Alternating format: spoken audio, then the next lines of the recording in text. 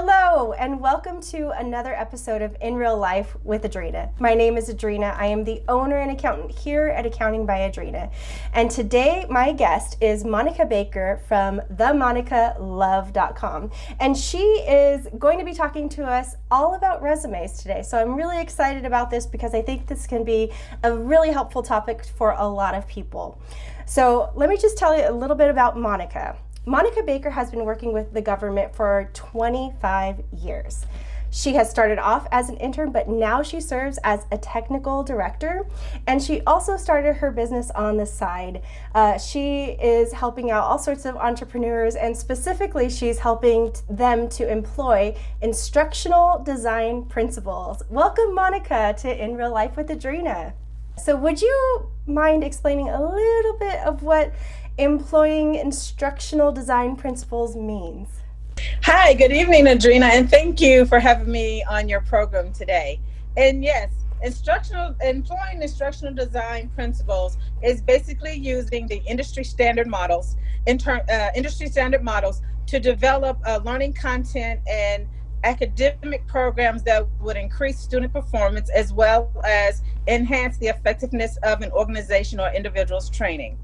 For an example of an industry standard model is called ADDIE. And the ADDIE process, for those that are in education and practice the art of instructional design, ADDIE stands for Analysis, Design, Development, Implementation, and Evaluation.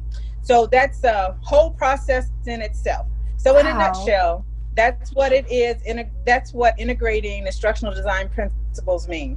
Wow, that's incredible. And I'm sure all of your years of experience, you have a wealth of knowledge and a certain set of wisdom that you bring to every kind of job situation. So that's really helpful for the entrepreneur.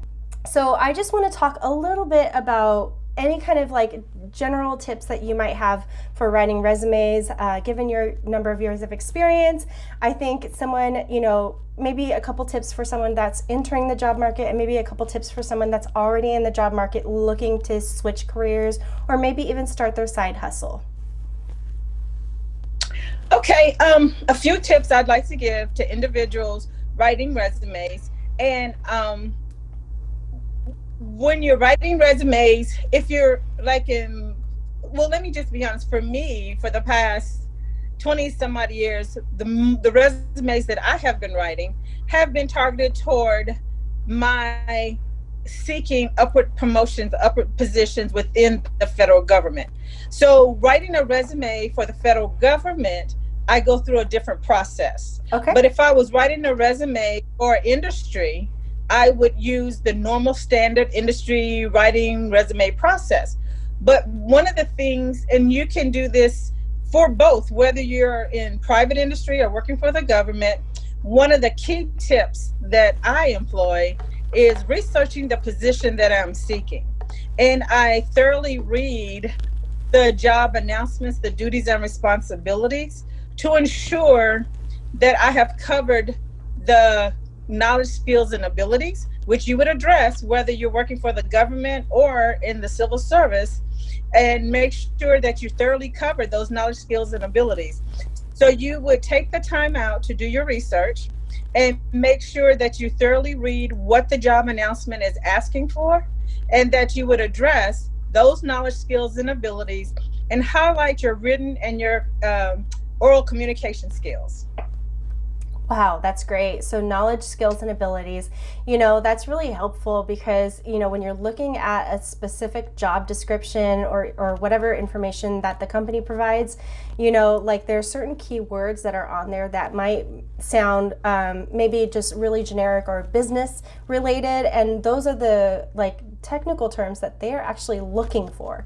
And so that's really helpful to know, those Absolutely. Are the words that you want in your resume so that your resume can be found in their search engines.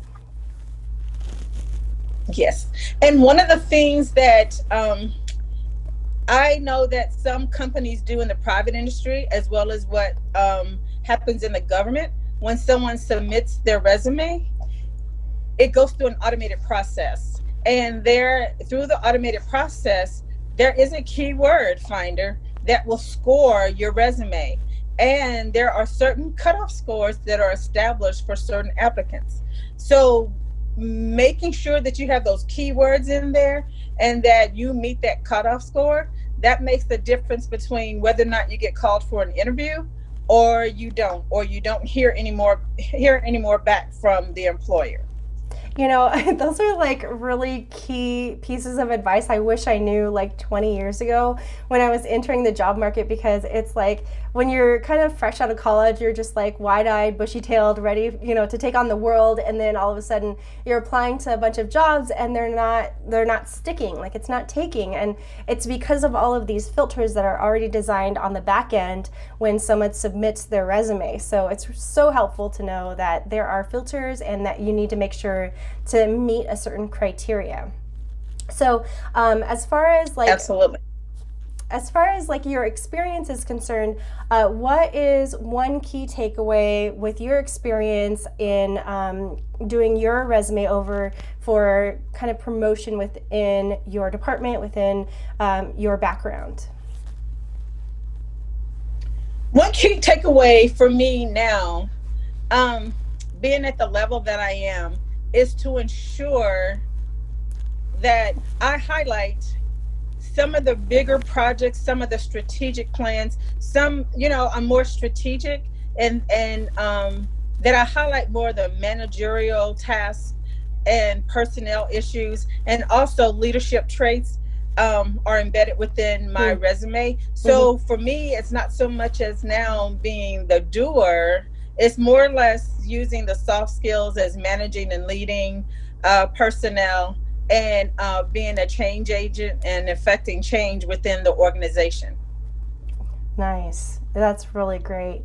Then, so as far as like your tips, as far as like not just writing resumes, but what are some other things that we might want to take into consideration when applying for jobs? I know like some companies are asking for like a cover letter. Some companies, I mean, I know I had to take a competency test for one of them, and then other companies are asking for maybe a portfolio or something. So what are some other considerations that you might take into writing out your resume and going in for that job interview? Okay, one of the so what I would say there, predicated upon the field that you're applying for employment, check to see what they require. Some job announcements will tell you a cover, well, they would like to see a cover letter. A cover letter may not be required, but from my perspective, I have always done a cover letter, because a cover letter allows you to summarize your experience and highlight those major projects that might get buried down in your resume, and the employer may not always have the opportunity to see it up front. And it will allow you to tie together years of experience so that you can show within the cover letter how much experience you have, and what knowledge and skills that you've had, what leadership ability that you have, and just kind of really brag about yourself before they get to the resume. And a lot of employers like to see that.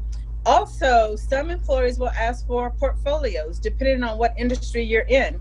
As an instructional systems design specialist or instructional designer, there are some employers who would like to see your portfolio, or if you have a web presence, they want to link to your portfolio, especially if someone was going into the creative field, artists, models, and I want to say fashion designers or someone like that. Employers would want to see their portfolio. What type of designs have they created?